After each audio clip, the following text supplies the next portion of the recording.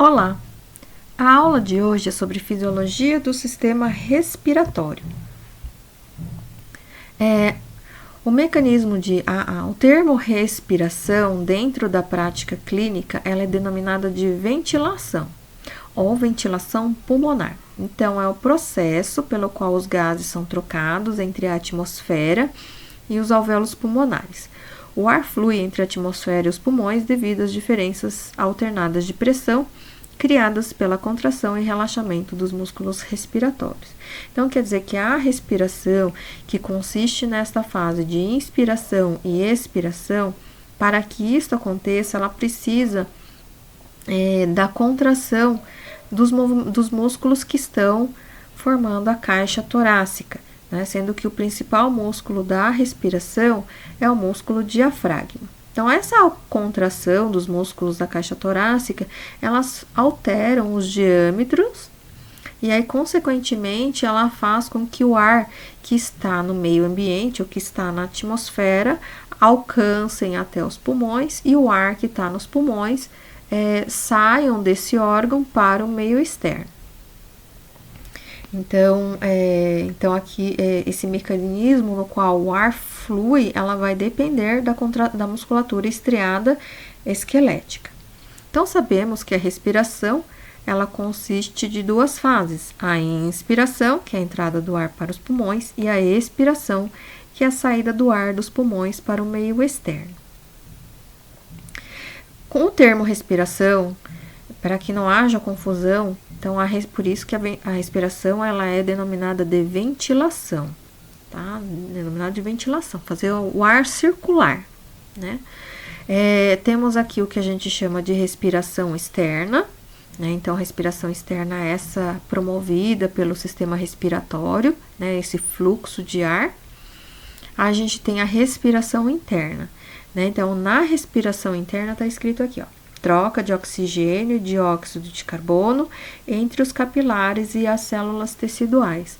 Então, a respiração interna, ela acontece naquele mecanismo que nós estudamos na aula passada, que foi a dinâmica de trocas de fluidos pelos capilares, tá? Então, por diferenças de concentração de oxigênio e de dióxido de carbono, esses gases, eles vão atravessar o capilar, passando para o tecido intersticial e do tecido intersticial, do espaço intersticial, alcançando as células que compõem os tecidos, tá? Então, isso é uma respiração interna que acontece no nível tecidual.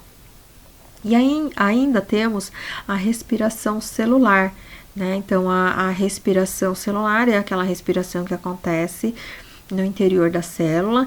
Ela vai depender da mitocôndria, né? A mitocôndria utiliza a glicose, né? Então, ela promove aquele mecanismo da glicólise. E aí, essa glicose entra vai ter um processo de quebras de moléculas até ocorrer a fosforilação oxidativa, no qual há necessidade da entrada de oxigênio para a produção de ATP, tá? Então, a célula, só recordando aqui que a célula realiza duas respirações. Uma é a respiração aeróbia, onde há necessidade de oxigênio, com maior produção de ATP, né? E a respiração anaeróbia, no qual não há necessidade da presença desse oxigênio. Então, existem esses três tipos, né? Esses três tipos de respiração. Aliás, 4, né? Aliás, variações de respiração: a respiração externa, a respiração interna e a respiração celular, tá? Então, aqui a gente vai estar sempre falando de ventilação, que é o processo de circulação dos gases. Então, como eu havia falado, a respiração, ela vai depender de contrações da musculatura estriada esquelética, tá? Então, essa contração da musculatura estriada esquelética para a ventilação é chamada de mecânica respiratória. Então, vamos recordar aqui, nós temos 2 pulmões, né? Esses 2 pulmões estão alojados sobre o músculo diafragma. O pulmão direito independe do esquerdo para o seu funcionamento e vice-versa, né? Temos aqui também vasos que saem do coração. Por exemplo, a gente tem aqui o tronco pulmonar. O tronco pulmonar carregado de sangue venoso, seguem pelas artérias pulmonares, no qual esse sangue venoso ele será oxigenado, né? Esse processo de trocas, então chamado de hematose. E aí esse sangue oxigenado ele saem dos pulmões, né? E chegam ao coração através das 4 veias pulmonares, tá? Então esse aqui é um circuito funcional, no qual o sangue está sendo levado do coração para o pulmão para sofrer o processo de hematose, né? Essa troca de gases, ela é funcional. No entanto, as próprias células pulmonares, elas não recebem, elas precisam de uma via nutritiva, né? E esta via nutritiva, ela é proveniente de próprios ramos da aorta, tá? Então, existem algumas artérias aqui que vão emitir essa função nutritiva dos pulmões. Lembrando que o pulmão tem essa forma piramidal, né? O ápice alcançando até aqui a região da primeira costela, o primeiro par de costelas, né? E o pulmão apoiado, a parte basal do pulmão apoiado sobre o músculo diafragma. Então, aqui temos o músculo, né? O músculo diafragma é essa estrutura que separa o tórax do abdômen, né? Ele praticamente separa as vísceras torácicas das abdominais. Ele tem o formato de cúpula, tá? Cúpula. Ele lembra o formato de um guarda-chuva aberto, né? Onde esse músculo, ele apresenta os seus pontos de fixação aqui no rebordo costal inferior, tá? Então, ele tem o seu ponto de fixação aqui nesse rebordo costal, e nas vértebras, tá? Então, isso aqui é o ponto de fixação, e aí essas fibras se direcionam para a parte central da caixa torácica e se inserindo nessa estrutura aponeurótica do músculo diafragma. A gente percebe também que o diafragma tem algumas aberturas, que são os hiatos, que servem para a passagem, por exemplo, do esôfago e da veia cava, aqui a passagem da aorta, tá? Então, existem algumas aberturas aqui. Então, quando o músculo diafragma ele está relaxado, ele tem essa forma de cúpula, a forma de um guarda-chuva aberto, né? Apesar de que aqui não está redondinho que não é guarda-chuva, ele lembra até o formato de um coração, né? Coração meio de cabeça para baixo, tá? Mas ele tem esse formato de guarda-chuva aberto, e quando ele se contrai, estas bordas, esse diâmetro do rebordo costal inferior, ele aumenta. Então, é como se o guarda-chuva tomasse um vento e tentasse inverter a sua forma, né? No qual a cúpula era voltada para baixo, e aí ele se expande numa tentativa de abertura para cima, tá? Então, essa é a ação do músculo diafragma. Na inspiração, então, quem está contraindo é o diafragma, numa respiração normal, é o músculo diafragma. No entanto, nós temos o auxílio de alguns outros músculos inspiratórios, tá? Então, quem são esses músculos inspiratórios? Aqui a gente tem os músculos escalenos, que estão localizados.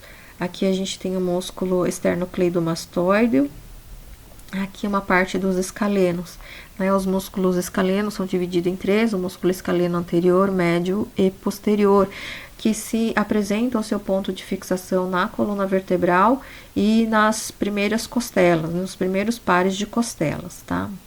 Normalmente primeiro e segundo. Lembrando que eles são pares, tá? Então, nós temos os músculos escalenos anterior, médio e posterior do direito, e depois o lado esquerdo.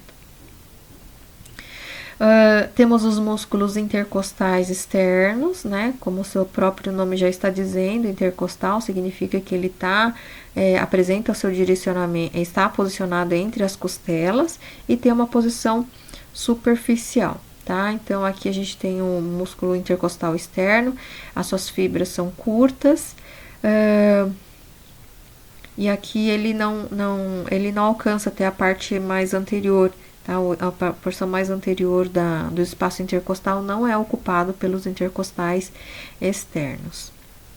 Então, quando a gente observa aqui o direcionamento das fibras, eles vão realizar um movimento de elevação das costelas. E aí a gente tem um par de músculos localizados na região do dorso, mais ou menos à altura da escápula, tá? Como se fosse anterior à escápula e posterior às costelas, que é o músculo serrátil póstero superior, né? Então, ele fica mais ou menos a essa altura aqui, só que atrás, na região dorsal do tórax.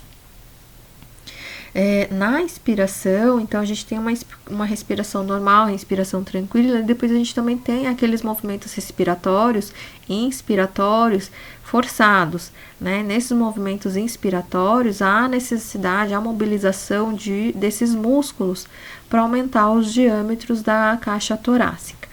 Apesar existem estudos falando que os músculos escalenos do pescoço também atuam nesse mecanismo de inspiração basal, tá? Não é só na inspiração forçada, não. Aí a gente tem os músculos expiratórios, né? Dentre os grupos dos músculos inspiratórios, nós temos o serrátil póstero inferior, ou seja, ele está situado mais abaixo, na região do tórax, pegando as costelas inferiores até a coluna vertebral, tá? Então, ele está lá na região posterior. Aqui os músculos intercostais internos, aqui representados, né? Então, aqui é o externo e aqui já está representado como o interno. E a gente também usa os músculos abdominais, tá? Os músculos abdominais, principalmente na respiração forçada, né? Então, quando a gente respira de uma maneira forçada, a gente acaba usando o abdômen também, nesse movimento. Então, nessa dinâmica, né, que a gente está vendo as setinhas compondo a ação muscular, então os escalenos, o esternocleidomastoide também, que é colocado como músculo da inspiração, eles tracionam as costelas para cima, tá? Então, olha aqui, a gente tem um contorno do músculo diafragma e a seta está voltado para baixo, tá? Então, quer dizer que na inspiração, o diafragma, a porção superior do diafragma desce, né? Então, lembra aquela estrutura em forma de guarda-chuva e é como ela se invertesse, né? E aí, com o auxílio dos intercostais externos, tem o movimento de elevação das costelas e os músculos do pescoço para a elevação das costelas superiores.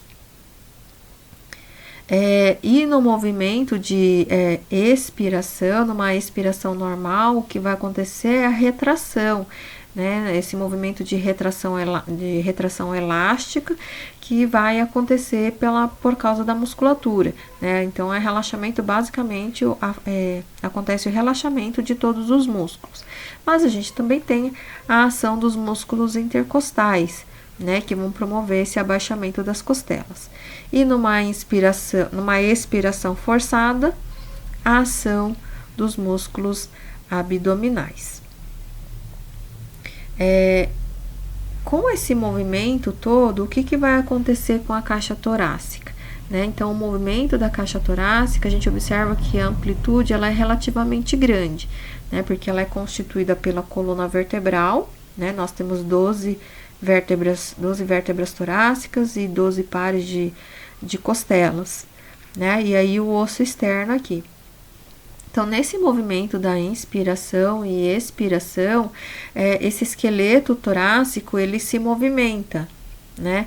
Quando ele se movimenta, a gente tem que pensar que ele vai alterar os diâmetros da caixa. Quais são os diâmetros da caixa? Então, é o eixo longitudinal, o eixo transversal e o eixo sagital, tá? Então, o eixo longitudinal, o eixo transversal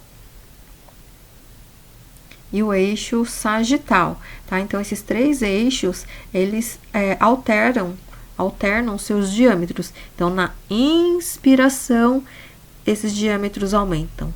Na expiração, os diâmetros diminuem, tá? Então, aqui a sombra até mostrando a posição do movimento do esqueleto torácico durante a inspiração, né? Então, aqui, ó, ele elevou a caixa torácica, na inspiração a gente eleva a caixa torácica, ocorre o movimento das costelas, estão vendo aqui, né?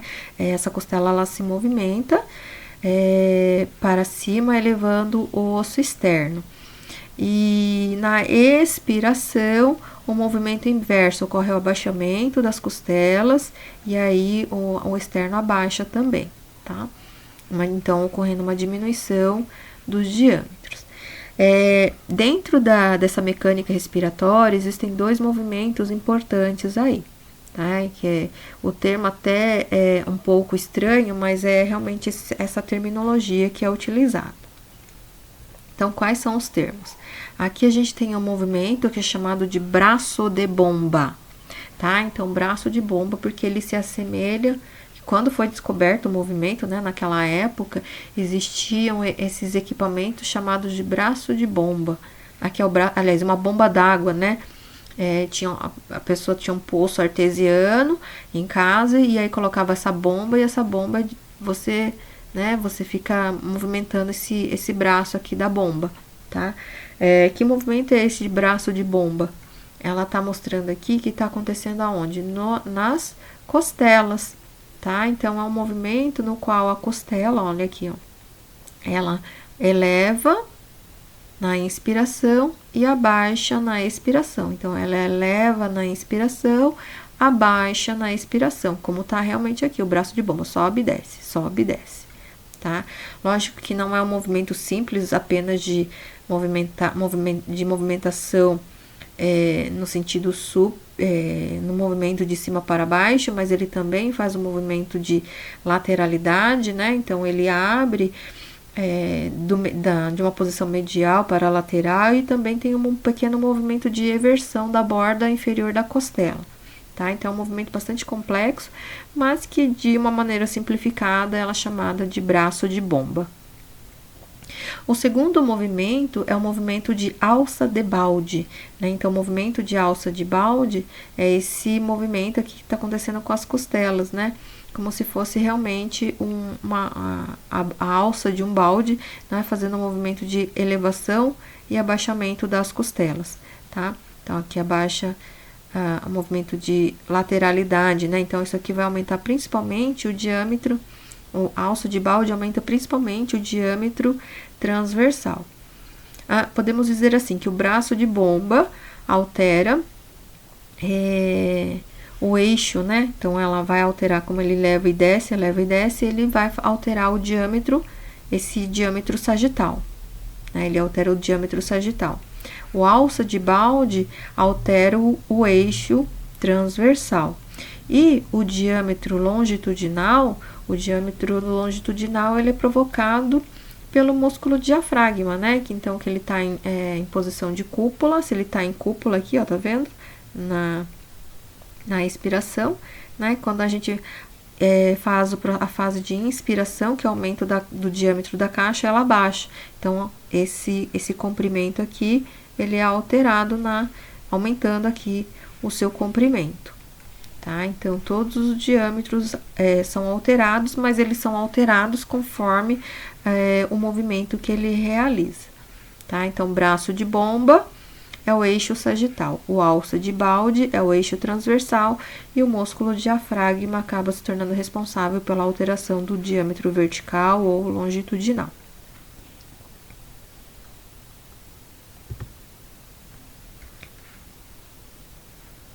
Aqui, então, nós temos, recordando um pouco da anatomia, então, nós temos a caixa torácica, que é composta pelas costelas, 12 pares de costelas, mais os músculos intercostais, né? Então, existe um espaço dentro dessa caixa torácica que é ocupada, uma parte ela é ocupada pelos pulmões, né? E a parte central, que é o mediastino, ela está ocupada pelo coração.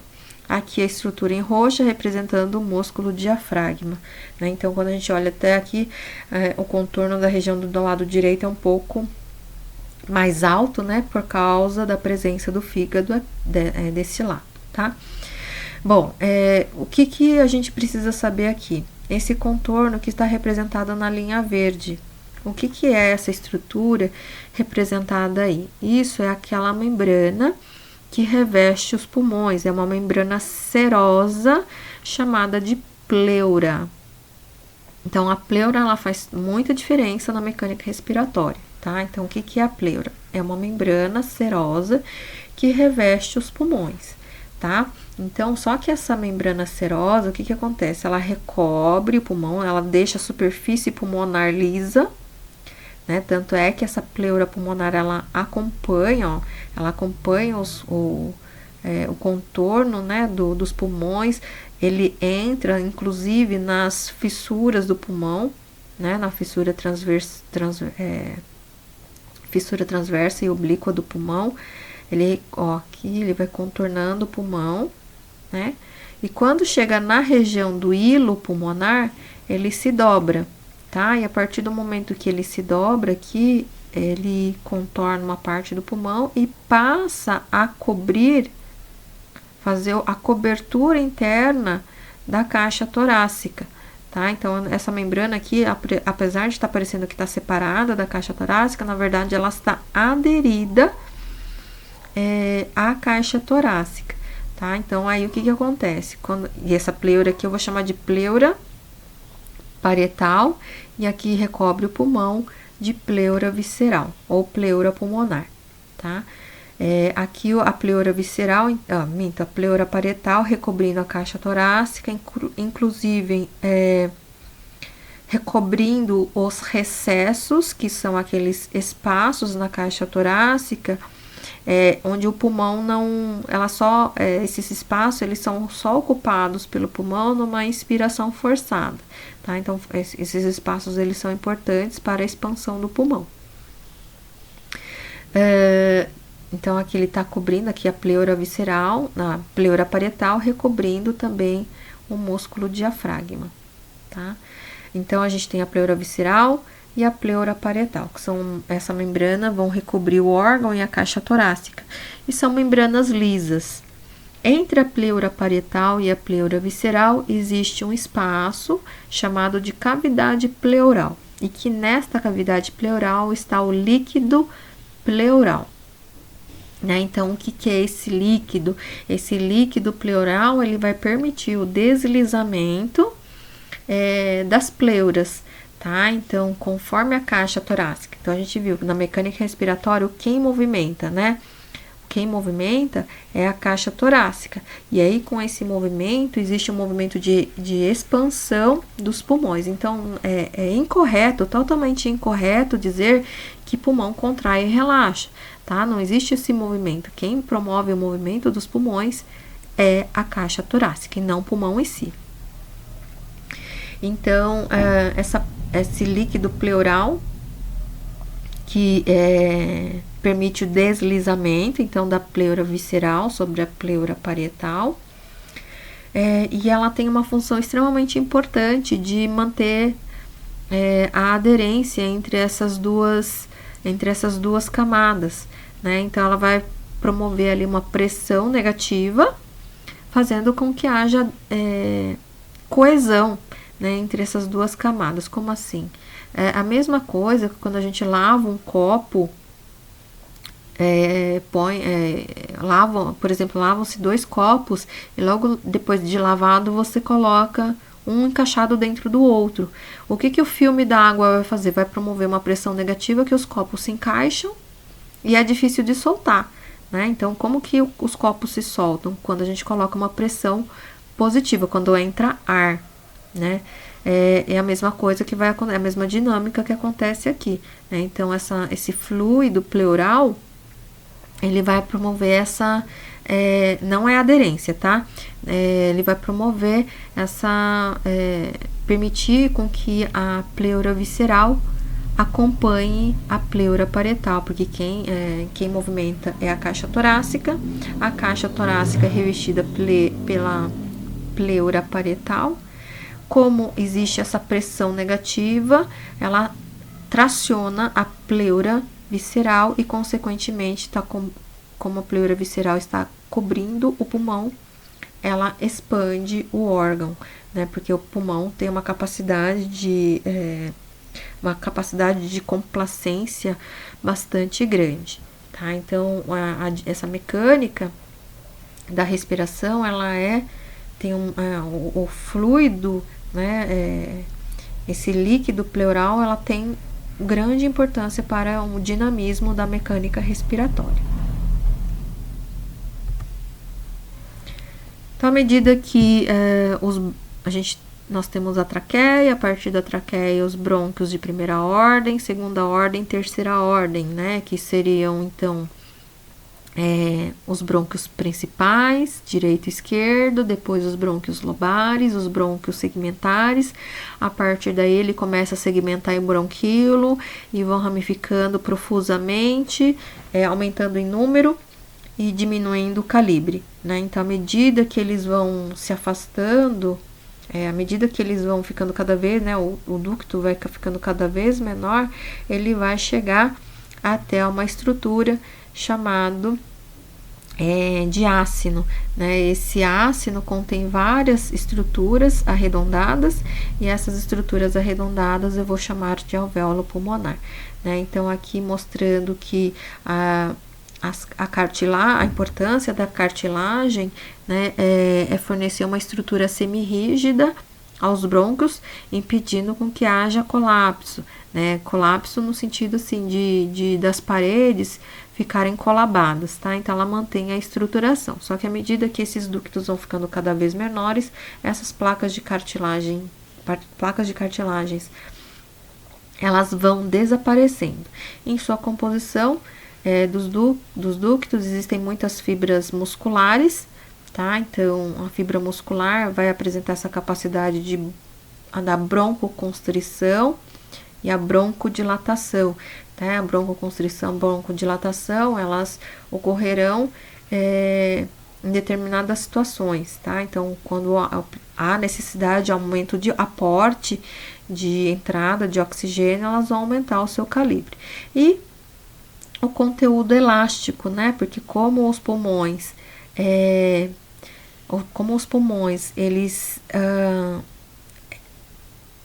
acompanham o movimento da caixa torácica, eles precisam de um movimento de expansão, né? Então, para esse movimento de expansão e retração, né, uma retração elástica, é promovida por essa quantidade de fibras elásticas que está representada em verde aqui, né, nas estruturas. Então, esses alvéolos pulmonares já são no nível microscópico, e é neste nível que vai ocorrer o processo que a gente chamou lá de hematose.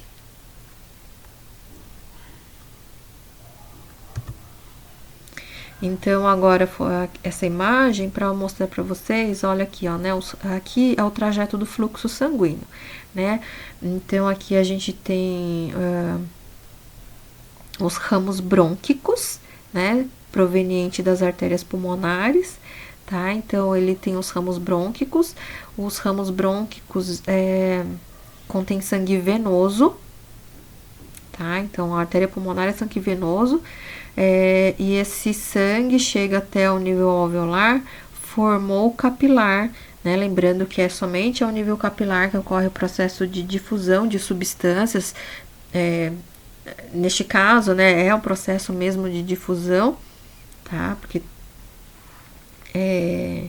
que acontece no nível capilar, e aí depois aqui eles se reúnem formando pequenas artérias que vão... pequenas vênulas que vão formar a veia pulmonar, né? Aqui o sangue rico em oxigênio, tá? Então a gente tem as 4 veias pulmonares que vão lançar o sangue arterial para os pulmões, né? Para mostrar aqui a parede alveolar, né? Só para ilustrar, e aqui a rede capilar envolvendo cada alvéolo pulmonar. Então aqui os plexos capilares.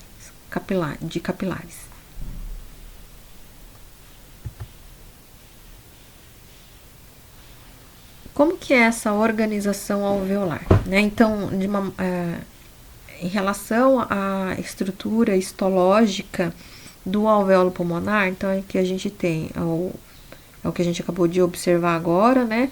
Os alvéolos pulmonares com as suas fibras elásticas e a rede capilar.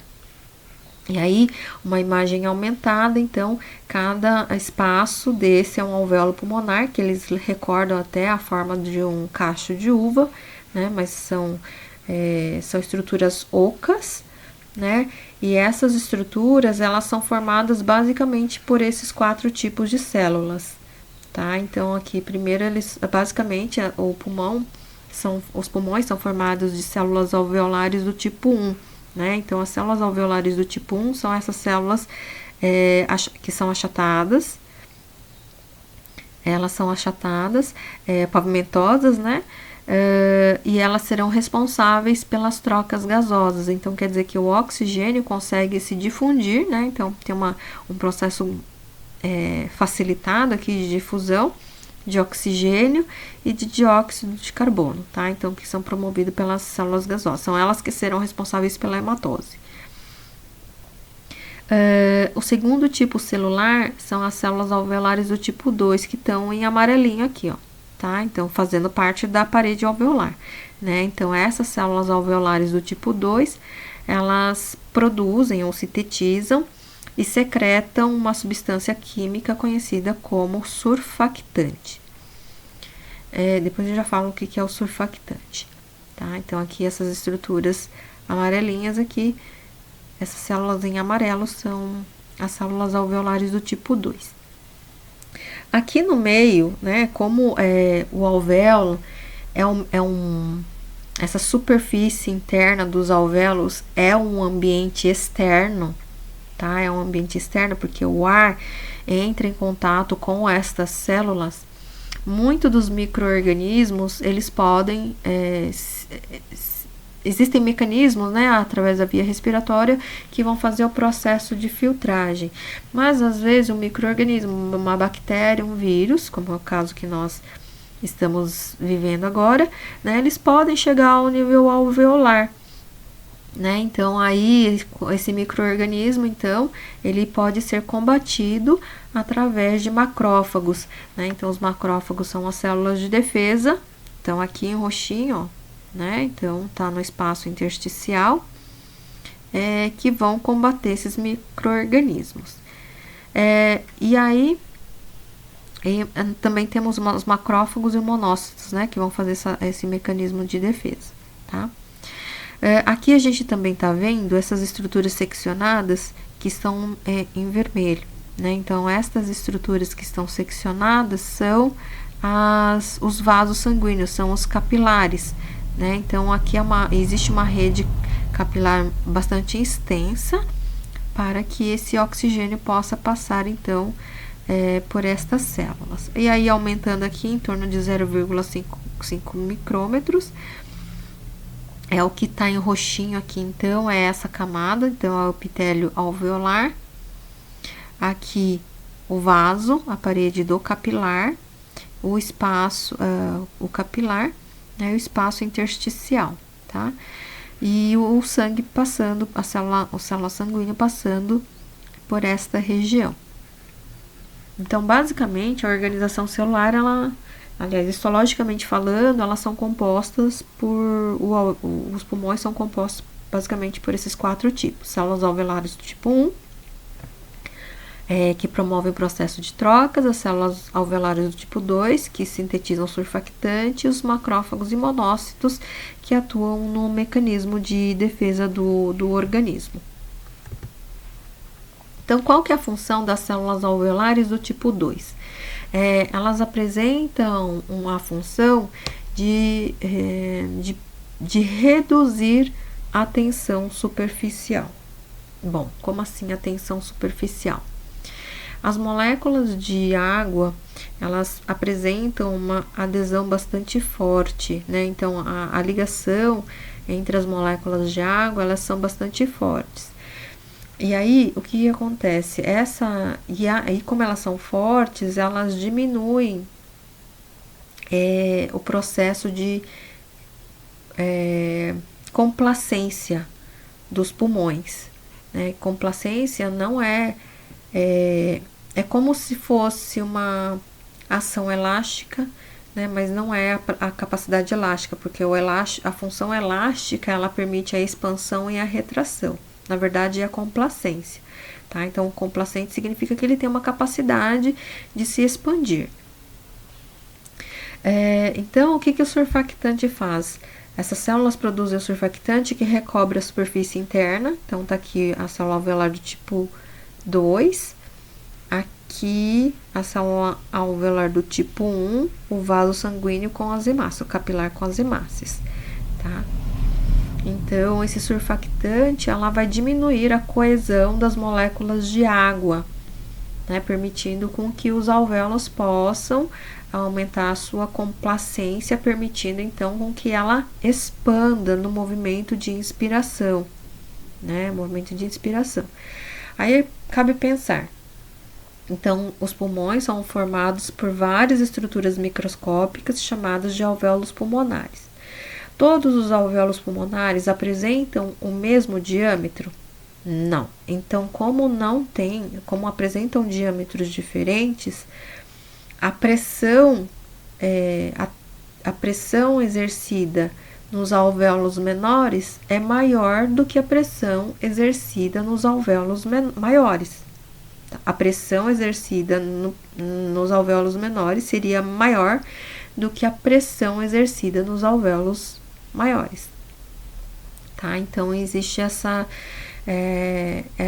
atuação das pressões, tá? Então, para que todas elas funcionem de uma maneira mais equivalente, né, dos alvéolos menores com os alvéolos maiores, o surfactante ele é liberado, né, ele reveste, diminuindo a tensão de superfície dos alvéolos menores, né, e aí fazendo com que todos os alvéolos atuem de maneira equivalente.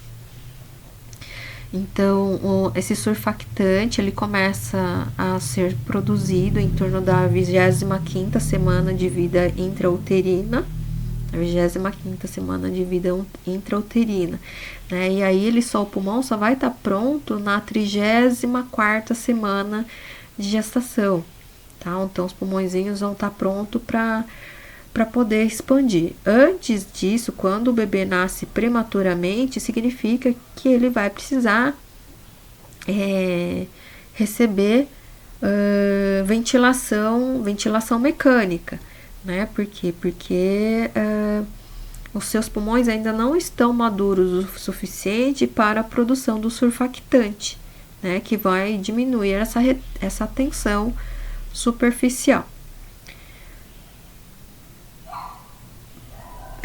Uma coisa que vocês podem imaginar em relação a essa tensão superficial seria como as bolhas de sabão, né? Então, essa bolha de sabão, quando a gente faz brincadeira de criança e faz bolha de sabão, como que a bolha estoura? É uma pressão que vem de fora ou uma pressão que vem de dentro? Fica aí um tempinho para vocês pensarem, tá? Então, a pressão que é exercida para que a bolha de sabão estoure, essa pressão vem de fora ou ela vem de dentro?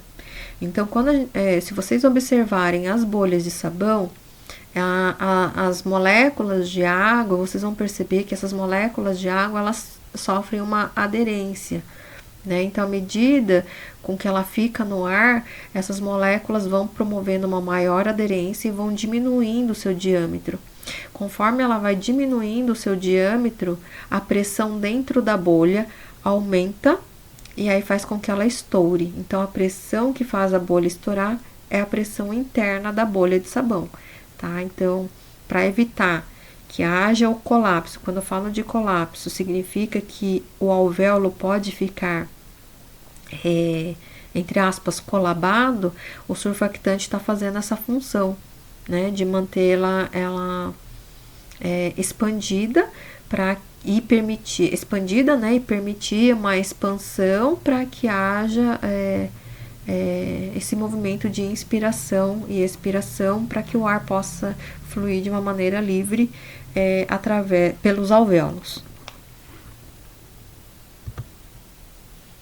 como que os gases passam do meio externo para o meio interno, né? Então, existe um movimento aí do oxigênio. Para isso, a gente precisa entender que existe um princípio físico, que é a relação de pressão e volume, tá? Então, a pressão, ela é inversamente proporcional ao volume.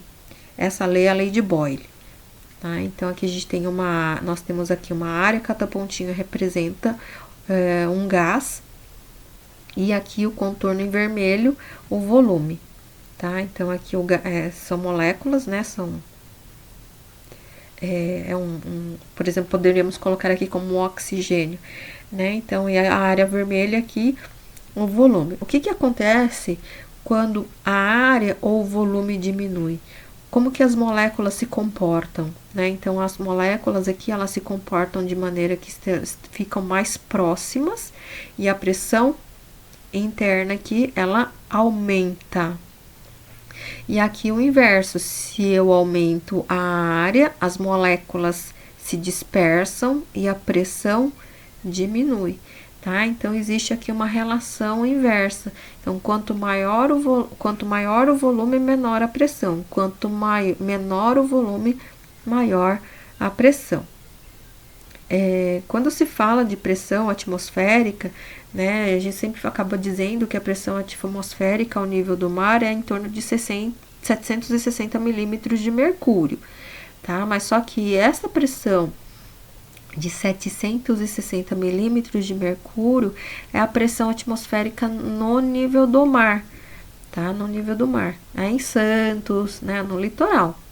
Aqui em São Paulo, o valor médio, ela gira em torno de 690 milímetros de mercúrio a 705, tá? Então, quer dizer que a pressão atmosférica aqui em São Paulo é mais baixa do que no litoral.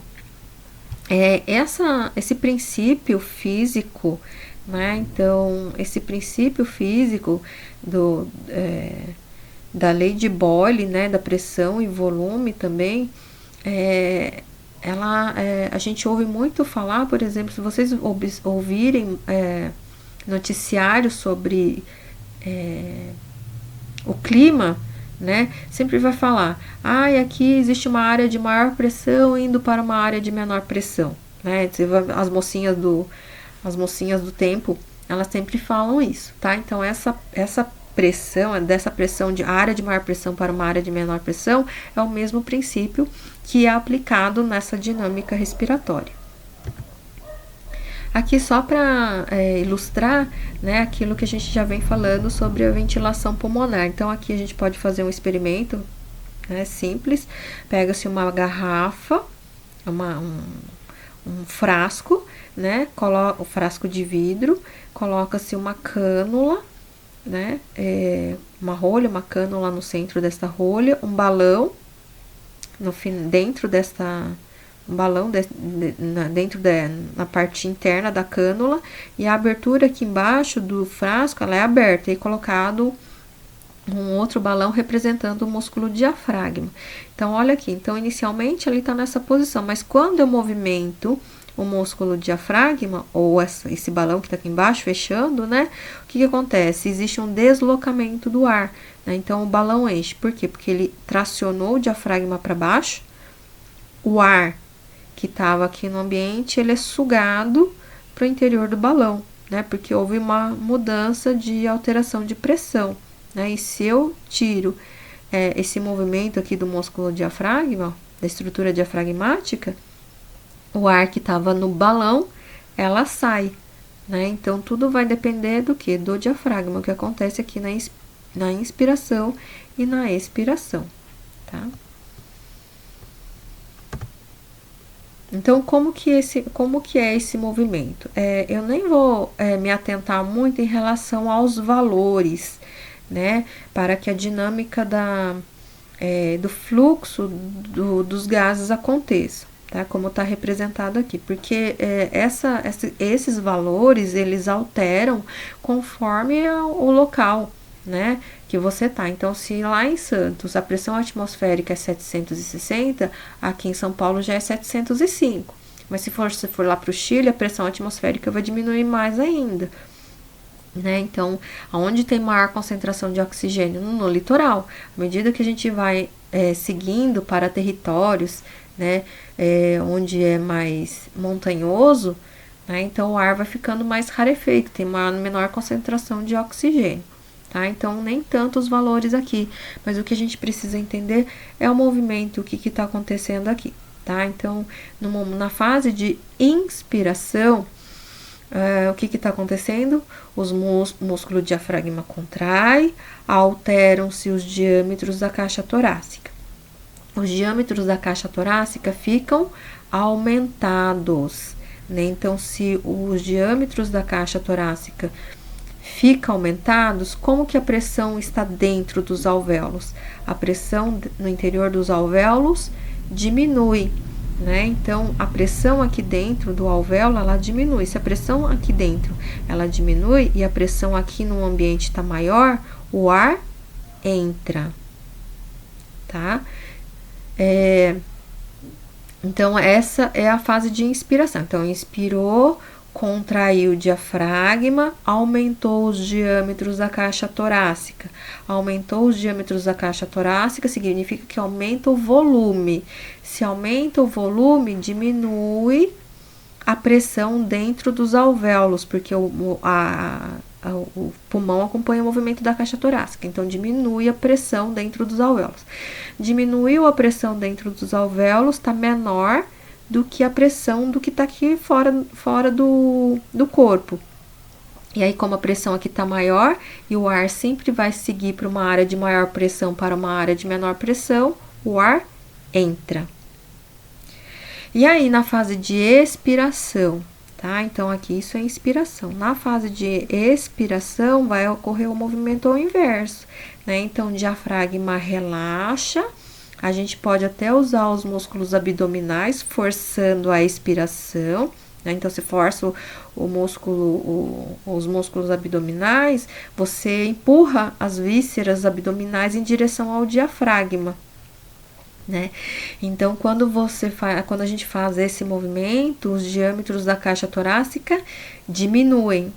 Se os diâmetros da caixa torácica diminuem, o volume diminui. Se o volume diminui, a pressão dentro dos alvéolos aumenta. Então, a pressão dentro do alvéolos fica maior do que a pressão que está aqui fora. Se a pressão tá maior aqui e menor aqui fora, o ar sai, tá? Então, simplesmente é puramente mecânico, tá? Esse processo de inspiração e expiração é puramente mecânico, por isso que é mecânica respiratória. Certo? Gente, eu sei que essa parte aqui ela é um pouco complexa, mas na live que nós faremos, eu posso explicar isso aqui tentar explicar melhor isso aqui para vocês, tá bom? Volumes e capacidades pulmonares. Então, quantos ciclos a gente faz por minuto? Quando eu falo de ciclo, significa inspiração, expiração ou respiração, tá? Então, quantos ciclos fazemos por minuto? Normalmente, numa respiração tranquila, a gente faz em torno de 12 respirações por minuto, 12 ventilações por minuto, tá? Nessa ventilação, cerca de 500 ml de ar passam pelos pulmões. Então, no minuto, a gente respira em torno de 6 litros de ar. Quando a gente está em exercício, isso pode aumentar para 20, tá? 20 respirações ou mais, depende do esforço físico. Então, aqui a gente tem um volume normal, na frequência é a ventilação de 12 ciclos por minuto.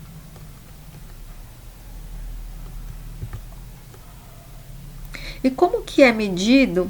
Como que é feita essa medida para verificar a capacidade pulmonar? Né? Então, para realizar essa quantificação de quanto de oxigênio, quanto de ar a gente respira, existe um equipamento chamado espirômetro, tá? Então, o espirômetro, que é acoplado ao computador, o computador tem um programa que vai analisar a quantidade, o volume de ar, tá? Então, mas a capacidade está relacionado com volumes. Nós temos 4 volumes básicos, tá? Então, quais são esses volumes? Primeiro é o volume corrente. Não necessariamente nessa ordem, tá? Então, o que é o volume corrente?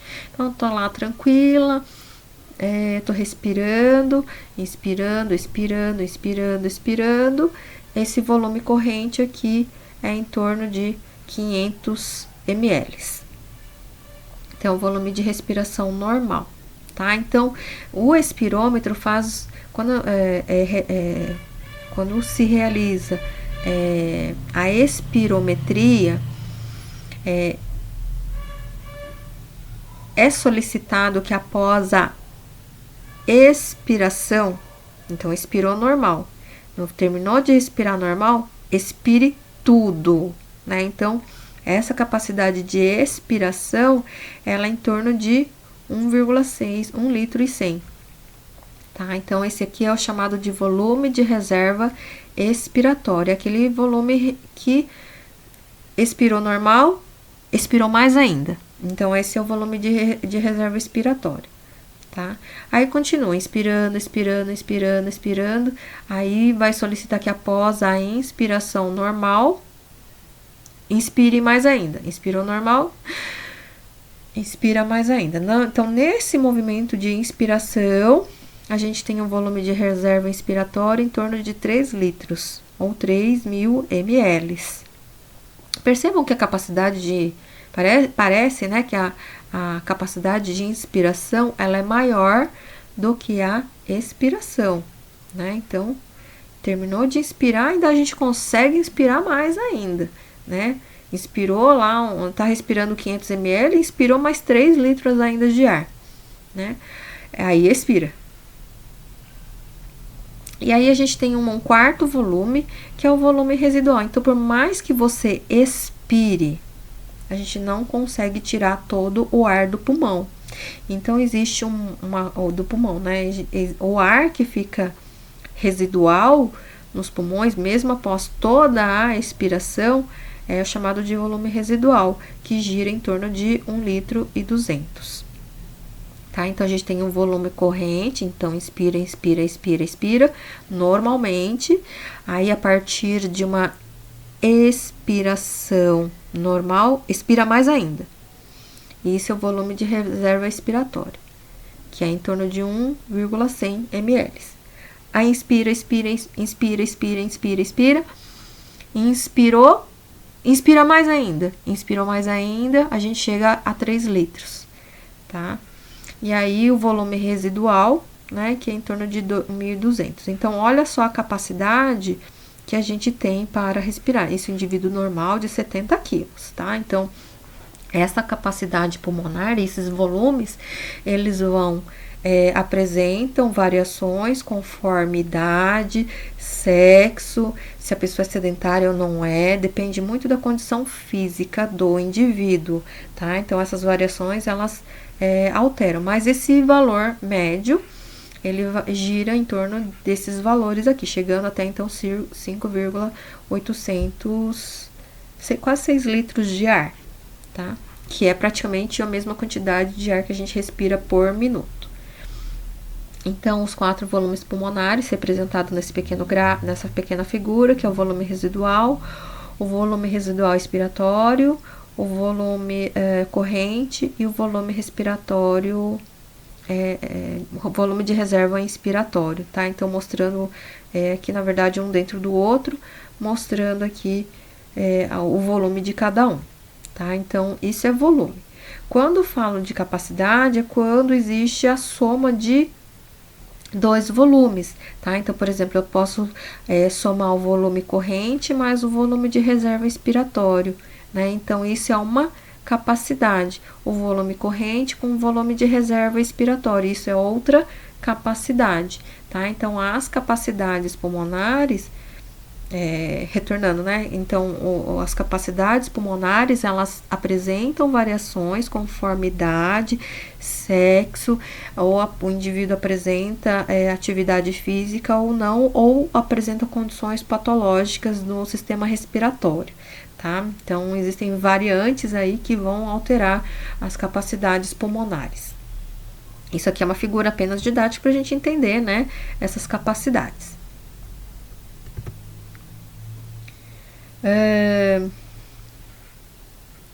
Aqui a gente tem um processo de respiração interna. Então, quer dizer que o ar consegue fluir, né? Então, a gente viu até agora que o ar consegue fluir por causa da mecânica respiratória, do movimento da caixa torácica, tá? Então, agora a gente já chegou no nível capilar e alveolar, tá? Ou do tecido, tá? Então, essas variações, aqui a gente tem as variações de pressão de cada substância.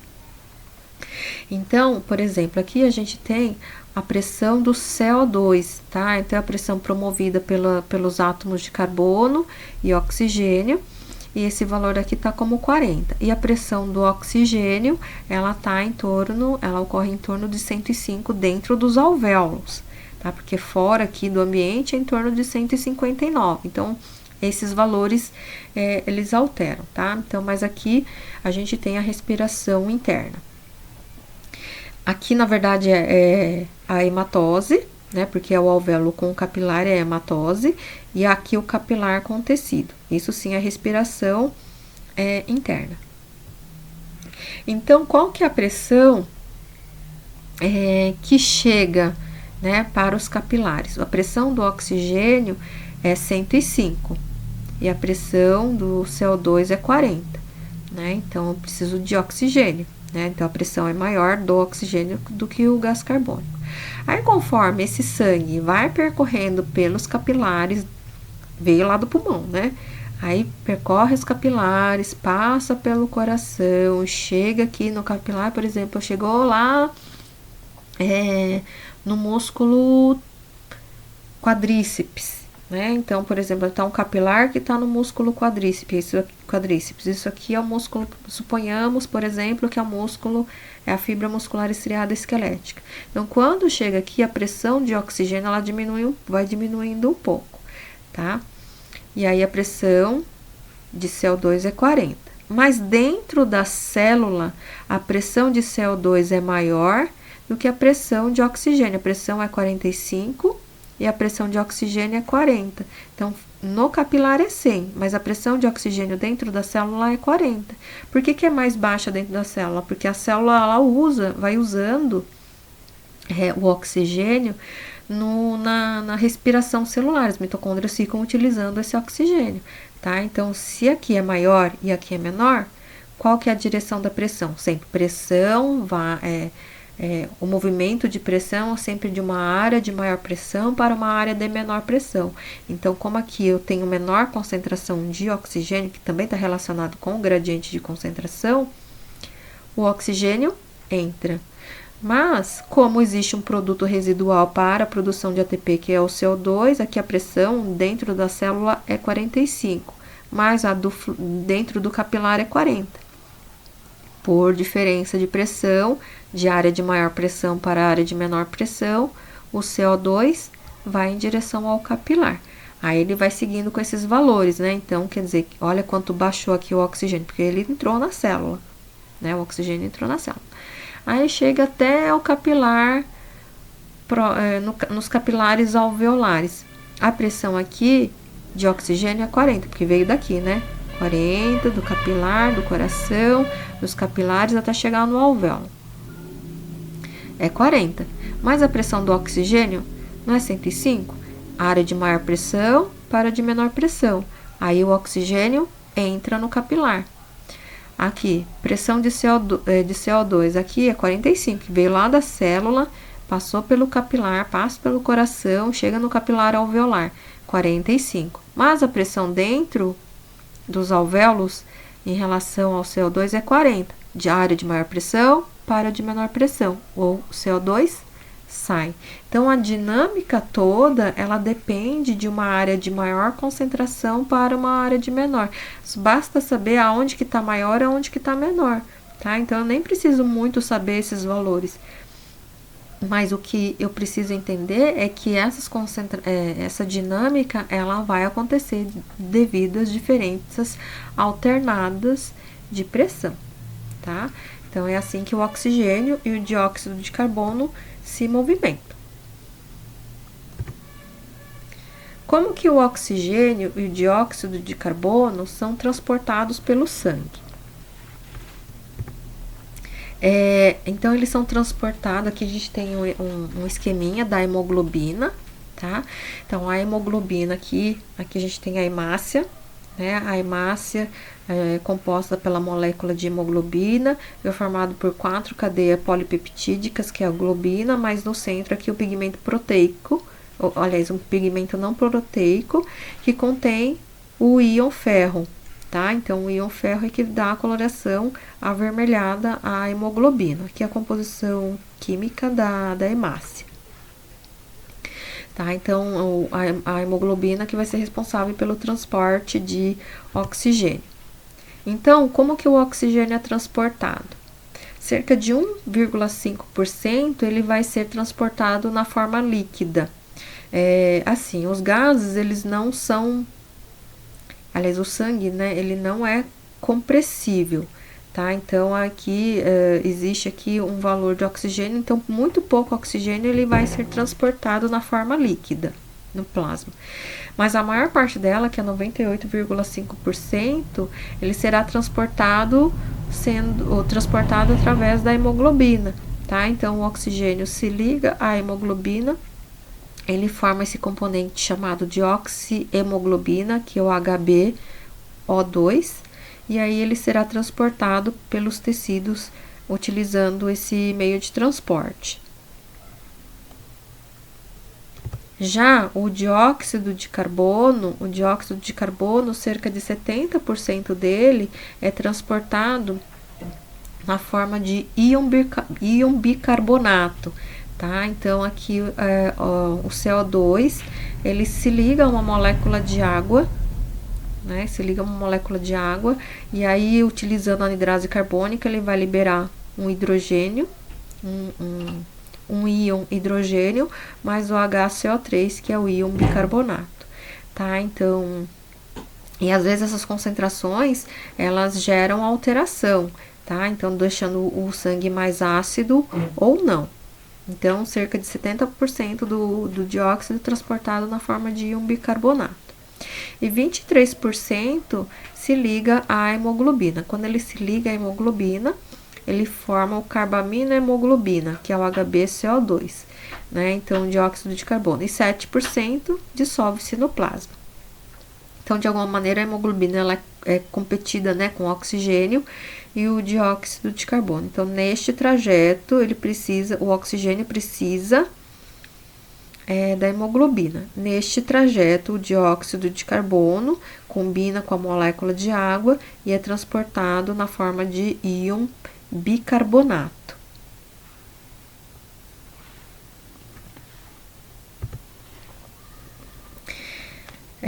Aí a gente tem aqui a intoxicação por CO2, que é o monóxido de carbono, tá? Então, o monóxido de carbono, ele é liberado pela queima incompleta de combustíveis fósseis e pela fumaça dos cigarros, entre outros. Combina-se com a hemoglobina de uma maneira mais estável do que o oxigênio, formando a carboxihemoglobina.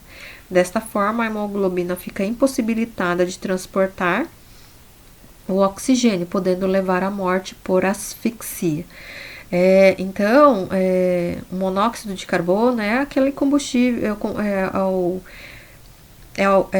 a substância liberada pelos carros, né? Então, o carro utiliza, por exemplo, utiliza a gasolina, utiliza o diesel, né? A queima dessas substâncias, elas produzem o monóxido de carbono. Tanto é que aqui em São Paulo, como tem muitos túneis, né? Os túneis sempre tem lá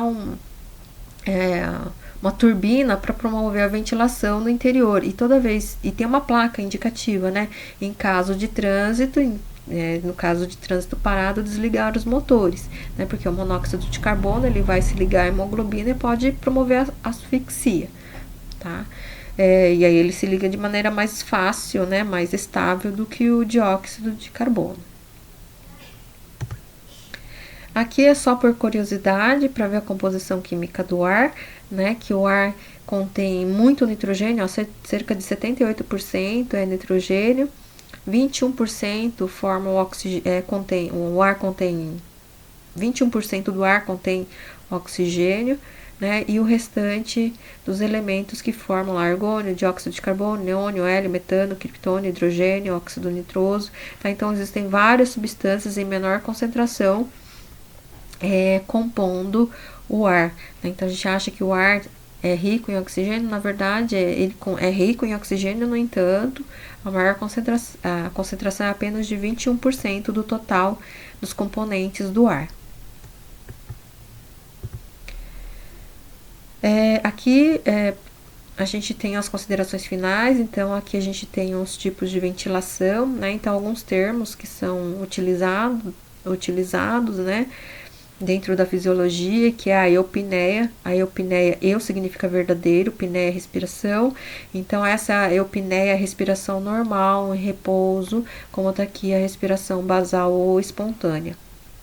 Hiperpneia, né? Então é o aumento da frequência ventilatória em resposta, por exemplo, ao exercício, tá? Então, hiperpneia. Hiperventilação é aumento da frequência da ventilação, né? Então, isso pode acontecer quando a pessoa tá com alguma alteração emocional, né? Ou soprando um balão. Hipoventilação, quando diminui a ventilação pulmonar, né? Que promove hipoventilação ocorre quando o indivíduo apresenta asma ou uma doença pulmonar restritiva. E é o caso que está acontecendo aqui com aquelas pessoas que apresentam sintomas graves do coronavírus, né? A hipoventilação. A taquipneia, pode lembrar aqui de taquicardia, então é respiração ofegante, tá? Então, aumento da frequência respiratória, né? Respiração rápida. A dispneia, que é dificuldade de respirar, né? Isso ocorre em situações de várias doenças ou exercício vigoroso. E a apneia, né? Quando a gente para de respirar, tá? Então, por exemplo, a pessoa tem apneia durante o sono, né? Então, aqueles momentos onde ele para de respirar e a pessoa acorda. Ou não, né? Então, é suspensão voluntária da respiração. Então, alguns termos relacionados à ventilação. A saturação de oxigênio, ela pode ser detectada a partir de um aparelho como esse, tá? Então, esse aparelhinho, você pode só pôr o dedinho lá, que ele verifica a saturação. Então, aqui a gente tem um pulmão normal, pressão de oxigênio normal, pressão de oxigênio normal. Às vezes o indivíduo apresenta um enfisema. O enfisema é quando a destruição da área de superfície do alvéolo, tá? Então, por exemplo, quando umas células alveolares do tipo 1 sofrem algum dano, né? E aí diminui-se o processo de trocas, né, de entrada de oxigênio, de saída de dióxido de carbono, começa a diminuir a saturação de oxigênio. Doença fibrótica do coração, olha aqui, do pulmão, a gente até observa o espessamento aqui, né? Significa que as células pulmonares, houve uma lesão